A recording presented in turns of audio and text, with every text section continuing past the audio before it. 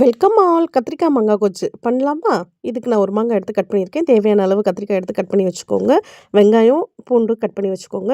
அடுப்பில் பேன் வச்சு எண்ணெய் ஊற்றி எண்ணெய் சூடானதும் நம்ம கட் பண்ணி வச்சுருக்க கத்திரிக்காயை போட்டு வணக்கி எடுத்து வச்சுக்கலாங்க தனியாக. இப்போ அதே எண்ணெயில் வெந்தயம், சோம்பு போட்டு பொரிஞ்சு வந்ததுக்கப்புறம் வெங்காயம், கருவேப்பிலை ஆட் பண்ணி கண்ணாடி பதம் வர வரைக்கும் நல்லா வணக்கி விட்டுக்கலாங்க. அதுக்கப்புறம் தக்காளி நான் அரைச்சி எடுத்திருக்கேன். அரைச்சி வச்ச பியூரே அதில் கொட்டி நல்லா கலந்து விட்டு கூட இப்போ தேவையான அளவு உப்பு, மஞ்சள் தூள், மிளகாய் தூள் போட்டு நல்லா கலந்து விடுங்க. மசாலா பச்சை வாசம் போகிற வரைக்கும் குக் ஆனதுக்கப்புறம் மாங்காய் அதில் கொட்டி ஒரு 10 நிமிஷம் சிம்மில் வச்சு வேக விடுங்க. மாங்காய் நல்லா வெந்து வரட்டும்.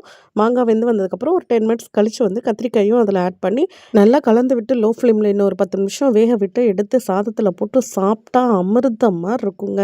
ஒரு டைம் செஞ்சு கொடுத்து தான் பாருங்களேன், திரும்ப திரும்ப கேட்பாங்க. என்ன ட்ரை பண்ணுறீங்களா? இது ரொம்ப சிம்பிள் ரெசிபியும் கூட. ஸோ பேச்சுலர்ஸ் நீங்களும் ட்ரை பண்ணுங்க. அதே தாங்க அடுப்புக்கிட்ட நிற்கும்போது கடுப்பு இல்லாமல் பொறுப்போடையும் பாசத்தோடையும் செஞ்சு கொடுத்தா எந்த டிஷ்ஷாக இருந்தாலும் அல்டிமேட் தான். என்ன சப்ஸ்கிரைப் பண்ணிட்டீங்க தானே? இதுக்கு ஒரு லைக்கும் போடலாம். Until I meet you again, tata bye bye from Aishu. Stay tuned for the next video. Bye bye.